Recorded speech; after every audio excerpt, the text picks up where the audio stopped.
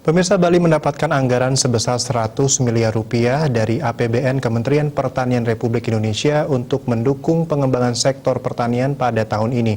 Saat ini anggaran tersebut masih direview karena adanya refocusing untuk penanganan pandemi COVID-19. Terkait penggunaan anggaran tersebut, menurut Kadis Pertanian dan Ketahanan Pangan Provinsi Bali, IB Wisnu Ardana, akan tetap disesuaikan dengan perencanaan sebelumnya. Meski demikian, akan ada volume yang dikurangi, namun untuk jumlah pastinya belum diketahui karena masih dalam pembahasan di pusat.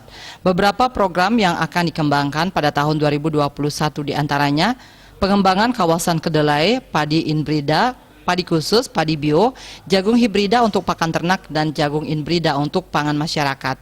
Di samping itu juga akan dilakukan pengembangan tanaman cabai merah dan bawang putih. Sementara untuk program di hilir dilakukan pengadaan alat pasca panen padi dan jagung, pengolahan beras, dan pengolahan cabai dan bawang merah.